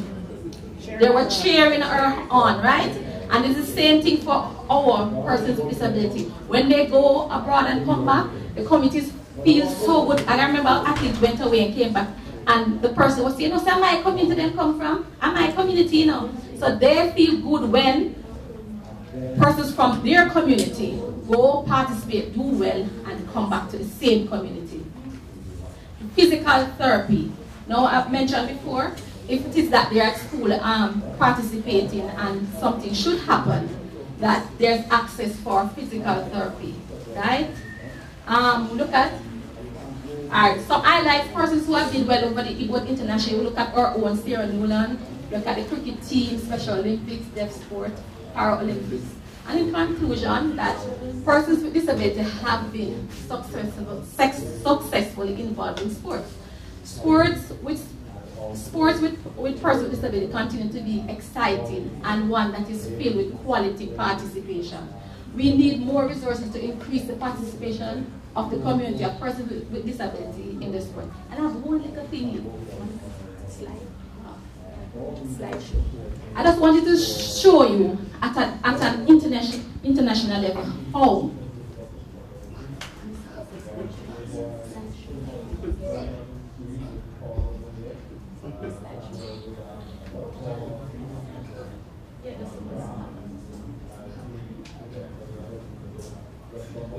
right. I just wanted some pictures of our athletes when they go abroad that they are copies. So here's a student who is blind, who participated in a sports overseas and did well. We have our own blind cricket team there, and we have our own in the room sitting here, Andre, receiving, and here we have the basketball team from Florida, and they are deaf, they participate. And we have here in Jamaica, we have Ode Adman, who went to Austria in 2017 and got a gold medal, right? And we have his partner, Romain, who went and did. And here's the core of the team. They have been, the coach is talking them through the rules and what is that they need to do, right? So these are a few, and here they are field of play. Look at the surface versus the surface here. So they know that when they go, they have to play in harder because the field of play that they use here is totally different, right? Right, so when our athletes are properly prepared, then they will do well. And getting the support from the family and everybody, then they will do well and make us proud.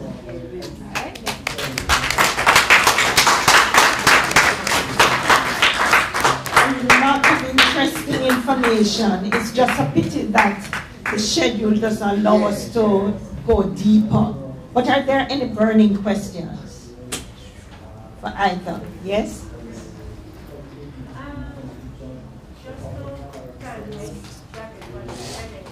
What I'm really worried about with all the presentations that have been made over the years and even today is that rural people, the rural groups, are always exempted from these conferences. We are not participating enough.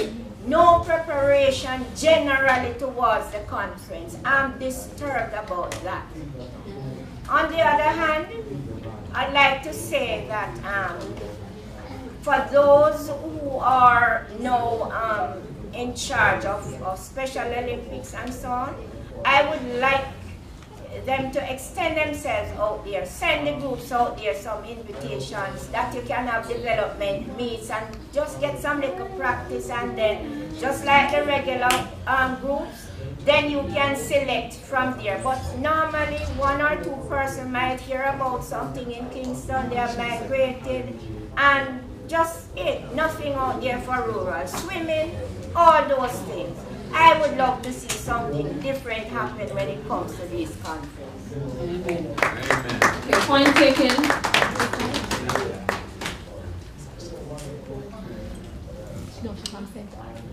Okay. Sorry, I'm Millicent Sankey from St. Anne Disabilities Benevolent Society. Okay. From what I know of Special Olympics, is that they operate through the schools. And the school in Edge Hill normally comes up when there's national games over the years. I don't know about how they do the selection, but I do know that persons from St. Anne, from the Edge Hill School, have been participating. I can also add that, or Andre, would you like to respond? No, it's a question. Okay. It's a comment. So should we answer her first then? For many of the different groupings, there are clusters of schools, and many of these activities are executed through the schools. But I think your comment is still very valid, because once you have left the formal school system and you're now a youth and you're at the community level, maybe the connections are not as strong. So we will still take your recommendation to strengthen that area. And Andre's comment? I forgot the gentleman's name about marketing. I realized that all of the companies, they're not friendly to the deaf community in terms of the marketing aspect. The radio is not friendly to the deaf community. How can you provide access if you don't, how can you provide access? How can you provide access if you're not a friend of the community?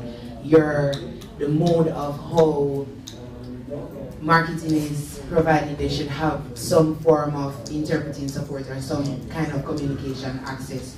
But what is always happening is that the deaf community is the forgotten community.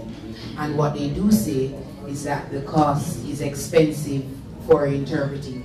But if you want what deaf people to be a part of society, you have to provide the services that will ensure that they are a part of society. And the deaf persons will buy your product. And also, Jackie, you spoke about sports. As Deaf Sports Jamaica acting president, we have sports, but there are a lot of costs. When we ask them for training, we want to go to the training if training is free, but we can't afford it. But when we ask them, can you pay for an interpreter? They say they can't afford it. But all the hearing people and everybody else can go to the event. So, and the deaf person has to pay. So, look, it's pointless. It's absolutely pointless. Quite a bit that we still have to fix. You had your hand up. Can I say something? Coming back to you, sir, but there in a minute. Yes, as an ambassador here for the people with disabilities and Special Olympics, I am here to say that over the years, many people, Special Olympics, have gone right across Jamaica, right? I can't say I'm one of those. I can testify that I went to Greece in 2011 as a coach, although we can't walk good, but we were a coach, right? And we have people from right across Jamaica, right? So my very good friend, Mrs.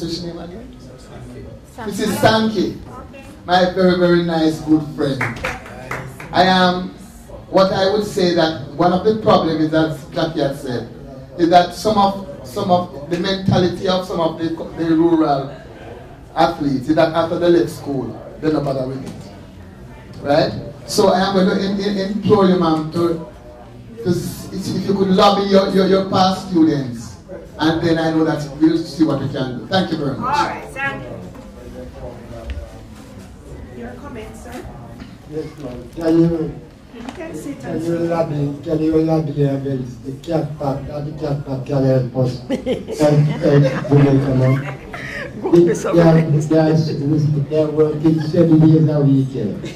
And when we set it up, check the year, how many million they get out of Jamaica. They can give us back some money. They are in Montego there now. We are disability people in Montego there and blind people. We need some help. I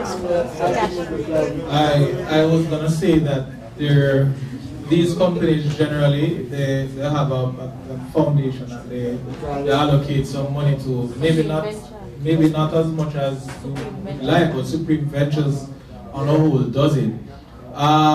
As it relates to, I heard a comment about the rural. I mean, it's not even just rural, just generally. I think more needs to be done from even us, the disabled community, in terms of marketing your products and your services and what it is that you have to offer. I'm going to be very frank with you. Without my being invited here as a presenter, I really actually didn't know about this conference. And I'm going to be very, very honest. I mean, that could be a multitude of things. Lack of support, lack of investment. You don't have enough money to go on TV and do this and do that. But I think that's, you know, a little goes a long way. What I don't want, I hear it a little bit in the room, but I don't want, I know it's a challenge. But what I don't want is the community, and I heard Dr. Knight speak about it. I don't want us to be too dependent. We have to figure out ways of how we can be more independent. It is brutally obvious that dependency is not working for whatever reason. And as the young man said, I saw him on the picture. He's involved in deaf sports, right? And he made a very valid point, extremely valid point. I think just like anything else in this country, including crime, until it lands on the doorsteps of some persons, they're really not going to do anything about it. They're really not going to put any effort into getting any provisions for the deaf in their promotions, etc., etc. Which is why I said sometimes it may require us going into their space to sell ourselves. So you have competitions or whatever it is that you can foster that kind of camaraderie, and then they will better understand the kind of challenges that you have. Until I played blind cricket, I never really understood what it was to try and play blind. I'm sure you did. At this stage, may I just ask for 2 volunteers to do some presentations? Let me just get the other person ready, and then ask for your help, please. Make a presentation. Just join me up here. So you're going to make a presentation to her, and the lady is going to make the presentation to Mr. McIntosh. No, we need us all. And while you make your way to the front to say thanks on our behalf for all the learning that has been taking place, your question, ma'am?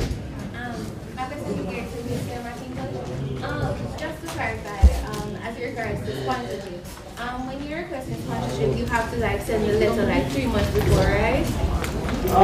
Not necessarily, but it's so when you have to do some research yourself. Most companies have when they decide when their year starts. So one company may start their year in October, July, September, January, wherever. You want to get it in before that date, so that if they want to budget for it, then they can budget for it at their company retreat, etc., etc. So you don't want to do it after. That's when it becomes challenging. And also, is it looking where conflicting, competitors cannot be sponsors of the same event? Yes and no. I've seen it, yes, for the most part, 95% of the times, yes. But depending on the type of event, for example, the Shaggy and Friends, it's for charity, it's for kids. So digital one side, lime one side, they're never really business. At the end of the day, you want to get that money to the kids. That's the end of it. Thank you. So we could ask Andre just to make a presentation. Good afternoon, all. Jackie, I really appreciated your presentation about Special Olympic sports. I am a part of sports and I'm not an expert, so I learned and I hope we can meet and discuss about our sports and for deaf sports. I really appreciate you taking your time to come here for this presentation. And this is from the audience, not me alone.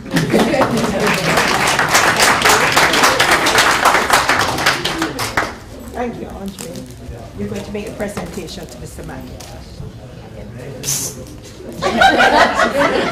You need to come closer. Oh, I'm sorry.